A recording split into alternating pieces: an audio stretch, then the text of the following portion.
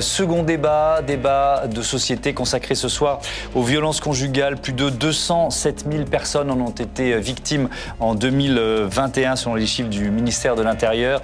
Dans leur immense majorité, évidemment, ce sont des femmes pour qui la réponse judiciaire est encore inadaptée. La preuve avec ce reportage de Cécile Sixou auprès de Caroline, femme battue pendant 15 ans.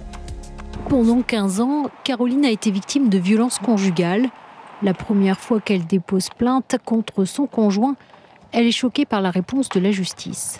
On a été reçus par la substitut du procureur à l'époque, tous les deux.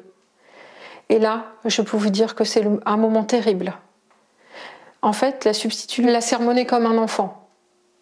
Vous vous rendez compte, monsieur, ce que vous avez fait, ça ne se fait pas, etc., etc. Je vous prie de bien vouloir présenter vos excuses à madame et ne plus jamais recommencer.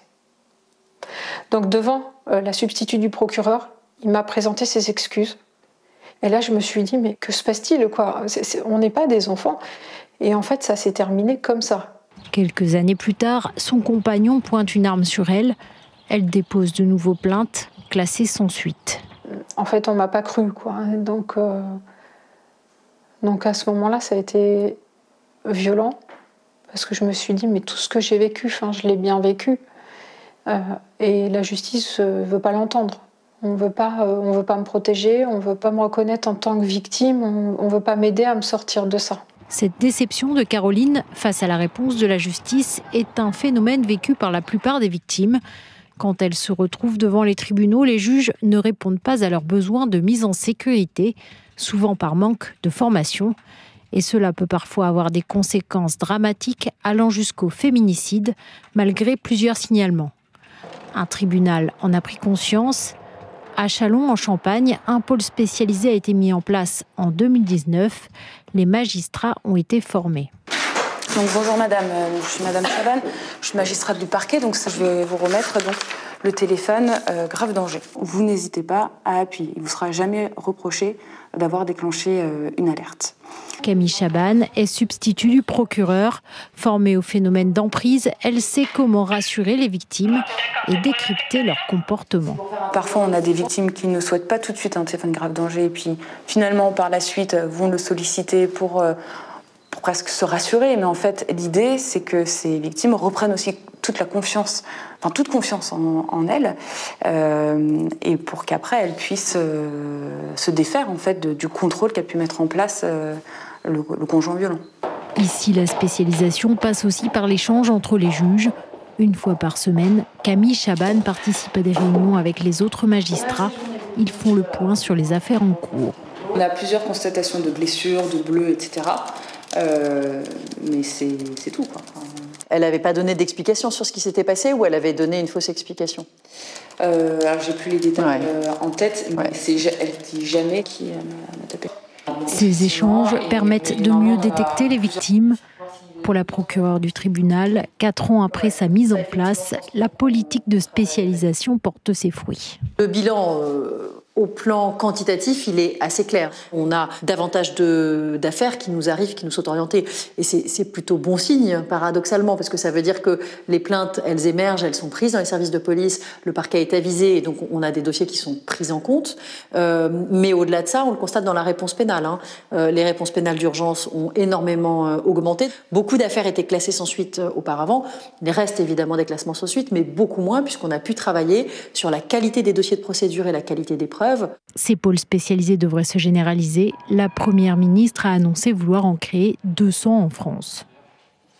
Et sur ce thème, ne ratez pas ce samedi 18h sur Public Sénat le documentaire Violence conjugale, une justice à la peine, réalisé par Cécile Sixou qui vient de nous présenter ce sujet. Châlons en Champagne, on y était, qui va servir de modèle aux 200 pôles spécialisés qui seront créés en France. On en parle tout de suite avec Dominique Vérien. Bonsoir. Bonsoir. Bienvenue, vous êtes sénatrice centriste de Lyon, vice-présidente de la délégation aux droits des femmes et à l'égalité des chances entre les hommes et les femmes et co-autrice d'un rapport sur le traitement des violences intrafamiliales. Céline Picq, bonsoir. bonsoir. Bonsoir. Bienvenue à vous. Vous êtes présidente de la commission violence du Haut Conseil à l'égalité. Victoria Vanneau, bonsoir. Bonsoir. Bienvenue à vous aussi, docteur en droit, ingénieur de recherche au CNRS et puis auteur de ce livre « La paix des ménages, histoire des violences conjugales, 19e et 20e siècle » aux éditions Anamosa.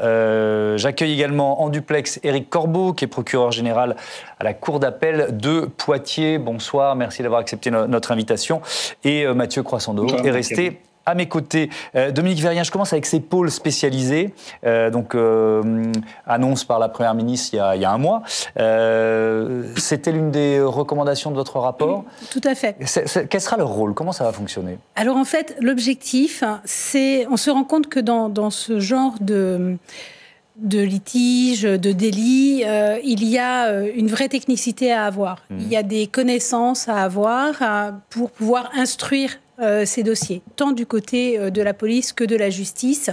Et donc, ces chambres spécialisées côté du siège ou ces pôles spécialisés côté du parquet, l'idée est d'avoir les mêmes juges que dans une chambre normale, mais avec une formation accrue sur ces sujets-là et surtout un partage d'informations pour ne pas avoir un juge d'affaires familiales qui prend une décision en méconnaissant ce que le juge d'affaires pénales dans la même affaire aura pu statuer, mais sur une autre personne, puisqu'aujourd'hui, on ne s'intéresse qu'à l'auteur quand on est en justice pénale, et que le juge des enfants puisse, lui, prendre encore une troisième décision qui pourrait venir en contradiction ou ne pas tenir compte dans le des système deux autres actuel, décisions. souvent, ça ne communique pas, quoi. Souvent, ça ne communique pas. Et là, l'idée, réellement, et d'ailleurs, à chaque fois que ces chambres ont été mises en place, vous parliez de Châlons-en-Champagne, mais c'est le cas à Clermont-Ferrand, c'est le cas... il y a, en règle générale, un assistant de justice qui permet à l'information d'être diffusée, d'être communiquée, de faire que tout le monde ait le même niveau d'information et qu'on prenne des décisions sur les connaissances. Et d'ailleurs, on va plus loin, nous, puisque nous proposons aussi un dossier unique de situation qui prenne en compte la cellule familiale et pas seulement l'auteur ou pas seulement l'enfant ou pas seulement la femme, mais bien la cellule familiale et qu'on prenne des décisions par rapport à ça. Céline Pic, votre réaction sur ces pôles spécialisés, c'est un progrès? C'est bon. Moi personnellement, j'étais plus partante sur une autre solution qui était effectivement une juridiction spécialisée qui permette effectivement d'arrêter de ce travail en silo, puisqu'on voit bien que juge aux affaires familiales, juge des enfants et puis procédure pénale aujourd'hui sont complètement fermées. Donc finalement, les propositions que vous faites, si je comprends bien, c'est finalement institutionnaliser des bonnes pratiques qui existent déjà dans les juridictions. Tout à fait. J'ai un peu peur que ce soit insuffisant par rapport à l'enjeu. Qu'est-ce que ça changerait une juridiction spécialisée? C'est un peu le modèle espagnol, et ça a été le sens de la proposition de loi qui a été faite en octobre 2022 par ailleurs. Ce serait effectivement d'avoir la possibilité de, dans un même moment et sans différence de temporalité et à casser complètement ces silos, à juger en même temps la question des violences et la question des enfants. Puisqu'on sait, c'est quelque chose que les associations féministes rappellent depuis des années, un mari violent n'est jamais un bon père, et on se retrouve aujourd'hui avec ces aberrations en termes de violence post-séparation, avec l'enfant qui est au centre des conflits, au centre des violences entre l'ex-conjointe et le mari violent. Donc, je pense que ça va dans le bon sens, puisque finalement, ça met au cœur de la question cette transversalité et le fait de prendre en la question dans son ensemble, mais je pense que ce sera effectivement insuffisant. Alors, votre réponse, et puis après je vais faire en sorte que la parole se distribue. Pour répondre sur l'Espagne. Sur l'Espagne. Alors l'Espagne, on va y consacrer une chronique dans un instant. Alors, mais juste, je vous dis, il juge différemment les affaires civiles et le pénal. Et le pénal, il le juge 3 ans après. Il n'y a pas du tout la même temporalité, contrairement à ce que nous croyions quand nous y allions. Je vous interromps, parce que l'Espagne, on va vraiment y consacrer un chapitre, mais je voudrais d'abord entendre mes deux autres invités sur cette idée de pôle spécialisé, et peut-être le fait que effectivement il y avait une justice qui était un peu concentrée vers les juges aux affaires familiales, qui était un petit peu dans leur coin face à ces dossiers, c'est ça? Alors ça, c'est la spécificité du XXe et du XXIe siècle, la concentration de ces cas de violence conjugale traités par le juge aux affaires familiales, alors qu'au XIXe siècle, c'était le juge pénal. Et l'absence de communication, si vous voulez, qui se pose aujourd'hui entre le juge aux affaires familiales, le juge aux enfants et le juge correctionnel ne se posait pas dans les mêmes termes. Aujourd'hui, depuis le XXe XXe siècle, on va dire, c'est le juge d'affaires familiales qui traite le cas des violences conjugales. Et effectivement, c'est pas lui, le juge, le plus à même de traiter ce qui relève de la violence, qui derrière cache des délits, des crimes très importants, qui pourrait traiter également le cas des enfants, puisque se pose aussi, évidemment, parfois, effectivement, vous l'évoquiez tout à l'heure, la violence qui peuvent déborder sur les enfants. Et donc, finalement, quelque part, c'est une avancée. Alors, évidemment, il faut voir ce que ça pourrait donner, hein, mais je sais qu'il y a des travaux en sciences sociales qui ont travaillé sur les audiences dédiées, qui ont fait remonter, effectivement, cette spécialisation-là de certains Chambre, c'est qu'il y aurait forcément audience dédiée également. Éric Corbeau, votre avis sur comment ça pourrait se mettre en place, un tel pôle spécialisé dans les violences intrafamiliales, par exemple, évidemment, à Poitiers? Est-ce que ça suppose qu'il y a des moyens supplémentaires?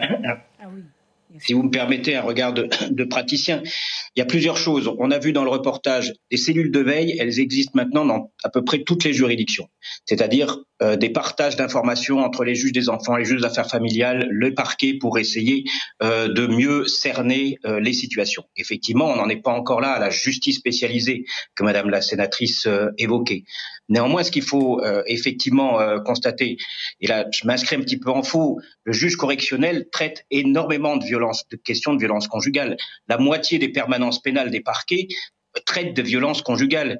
Allez dans une permanence de parquet, vous verrez que l'essentiel des appels téléphoniques reçus par la permanence des parquets concernent des violences conjugales. La moitié des comparutions immédiates, ce sont des violences conjugales. Donc on a effectivement une spécialisation déjà un petit peu de fait du juge aussi pénal en matière de violence conjugale. Dire que seul le JAF s'en occupe, c'est faux. Le juge pénal aussi s'en occupe quasiment en permanence, et les permanences des parquets ne font que ça. Et c'est très bien. Sur la spécialisation, j'avais écrit avec Madame Jolicose, qui est la première présidente de la Cour d'appel de Poitiers, on avait écrit une tribune dans Le Monde fin décembre sur ce sujet pour proposer effectivement une démarche résolutive de problème, c'est-à-dire globale d'une situation, comme vous venez effectivement de l'indiquer. C'est-à-dire que puis une même concentration de spécialistes, juges des enfants, juges d'affaires familiales, juges pénales, traiter l'ensemble d'une situation. Alors, on a des tout petits soucis techniques. Un pôle spécialisé dans toutes les juridictions, c'est que vous êtes en proximité. Si vous créez une juridiction spécialisée, vous allez vous éloigner du terrain et donc être beaucoup moins en proximité de la situation des gens. Et il faut être très en proximité pour les connaître. Alors, j'espère que la liaison va rester correcte pour pouvoir vous redonner la parole régulièrement, Éric Corbeau. On voulait parler de l'Espagne. On y vient maintenant grâce à Jonathan Dupriez. Rebonsoir, Jonathan. Bienvenue sur ce plateau. L'Espagne qu'on présente souvent comme l'élève modèle de l'Europe, les féminicides y ont chuté de 25% en moins de 20 ans. Ouais, et tout est parti d'une affaire en particulier qui a bouleversé la société espagnole. C'était en 1997. Cette femme, elle s'appelait Ana Orantes. Elle a été battue pendant 40 ans par son mari. Elle avait déposé 15 plaintes contre lui. Et quelques jours après avoir raconté son calvaire à la télévision espagnole, eh bien son conjoint l'a brûlée vive. Et l'émotion a été immense dans le pays. Et ça a poussé l'Espagne à créer des tribunaux spécialisés dans les violences conjugales. Là, on était en 2004. Aujourd'hui, il y en a 106 dans le pays. Et notre collègue Cécile Sixou, dont vous avez pu voir un extrait de son documentaire, elle s'est rendue à Madrid dans l'un de ces tribunaux. Regardez. Ce jour-là, le tribunal de Madrid juge un homme qui a proféré des menaces de mort à l'encontre de sa femme. Une routine pour la magistrate Noémie Muñeco, qui statue exclusivement sur des affaires de violence conjugale.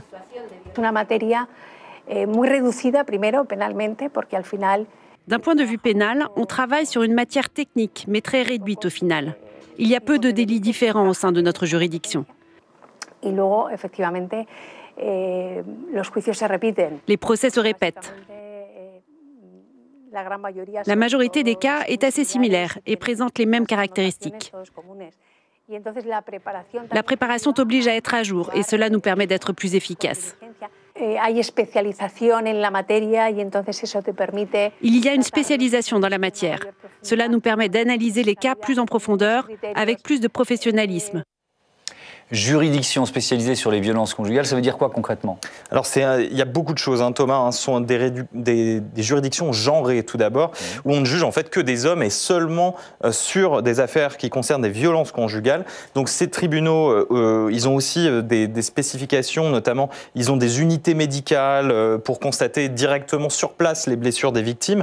Il y a aussi des policiers, pourquoi pas, pour recueillir des plaintes directement. À noter aussi que les magistrats, eh bien, ils ont des formations spéciales pour pouvoir appréhender ces victimes particulièrement et ces auteurs. Et les délais pour statuer sont extrêmement rapides. Ça peut aller jusqu'à 72 heures pour avoir on va dire un jugement provisoire et permettre de protéger en fait femmes et enfants en danger, isoler pourquoi pas les auteurs avec un bracelet électronique pour l'éloigner de sa famille s'il y a péril. Et écoutez d'ailleurs à ce sujet un magistrat madrilène qui lui aussi apparaît dans ce reportage. Il détaille un petit peu tout ça. Quand une femme porte plainte, si elle se sent menacée ou en danger, elle demande au juge une ordonnance de protection. La décision prise par le juge peut consister en une injonction d'éloignement afin que l'accusé ne puisse ni s'approcher ni entrer en communication avec elle. Et surtout, cela permet de résoudre de façon immédiate et temporaire la question de savoir qui reste au domicile familial, qui a la garde des enfants et le montant de la pension à verser. Voilà, en tout cas, si le système espagnol a l'air d'être un modèle, il est encore imparfait. Le pays, d'ailleurs, connaît actuellement une recrudescence de féminicides. Il y a encore, on peut dire que c'est un fléau qui n'est pas encore endigué. En tout cas, je vous invite donc à regarder ce reportage de Cécile Cixous samedi à 18h sur Public Sénat, qui s'intitule « Violence conjugale, une justice à la peine ». Merci beaucoup, Jonathan Dupriez. Céline Pic, votre avis. Donc, on a commencé à aborder la question du modèle espagnol, et je reviens sur, finalement, cette question, ça peut sembler un peu technique, mais juridiction spécialisée ou pôle spécialisé. Éric Corbeau nous disait, les pôles spécialisés, on y gagne en proximité. Qu'est-ce que vous en pensez? Tout dépend peut-être des moyens qu'on veut y mettre. En fait, on peut ne pas perdre la proximité, imaginer des juridictions spécialisées. Ça a été dit. On parle aujourd'hui de 50% des affaires. Aujourd'hui, les violences sexistes et sexuelles, c'est quelque chose de totalement massif. Et on verra peut-être à l'usage du temps, mais je pense que ça ne sera pas suffisant. La coordination, j'entends bien, elle peut être intéressante, mais de statuer en particulier dans les situations d'urgence, comme ça a été dit, sur la capacité de décider très rapidement de la garde, etc., le choix qui a été fait par l'Espagne est effectivement différent du choix français. Après, dans le modèle espagnol, il y a aussi plein d'autres choses dont on pourrait s'inspirer. Ouais. Peut-être que c'est dans la suite de votre... Je veux pas... Non, mais allez-y. Il y a notamment le recensement des femmes à risque, entre guillemets, c'est ça ? Je pense que dans les modèles sur lesquels on pourrait s'inspirer, c'est la culture du chiffre. Du chiffre à différentes façons. C'est-à-dire, il y a une publication de statistiques qui est beaucoup plus avancée. Je pense qu'on devrait avancer en termes d'évaluation des politiques publiques, parce que depuis 2017, date à laquelle a été déclarée la grande cause du quinquennat, on a enchaîné effectivement les législations, les différentes lois, et ça va à chaque fois petit pas par petit pas dans le bon sens. La question, c'est le déploiement des dispositifs. Si on prend un exemple, dans les ordonnances de protection, on est à plus de 30 000 ordonnances de protection en Espagne. On en est encore très très loin en France. Donc aujourd'hui, en France, il y a aussi l'effectivité des mesures qui sont votées. Et là, il y a la question des moyens, il y a la question de la formation des magistrats. Est-ce que les magistrats se saisissent réellement de l'ensemble de l'arsenal législatif qui a été développé ces dernières années? Votre avis là-dessus, Dominique Vérien, sur les moyens, c'est-à-dire que là, il y a une nouvelle ambition. De quels moyens sont nécessaires pour qu'elle soit effective, cette ambition? Deux choses, parce que là, on a vu deux juges au niveau espagnol. La première, c'était la juge pénale qui jugeait une affaire qui avait déjà 3 ans. Et l'autre, c'est le juge aux affaires familiales qui, lui, effectivement, est bien meilleur dans l'urgence que chez nous. Et d'ailleurs, ça fait partie de certaines de nos préconisations d'aller plus dans l'urgence. Et ensuite, je ne peux que vous rejoindre sur le fait que l'Espagne a un modèle exemplaire, notamment dans le pilotage de sa politique publique sur ce sujet-là. Et c'est... ça correspond au Conseil supérieur de la magistrature qui est missionné pour suivre très exactement, mais donc nous demandons effectivement un pilotage interministériel sur ce sujet avec un fonds dédié. Alors voilà, j'allais vous dire, avancer.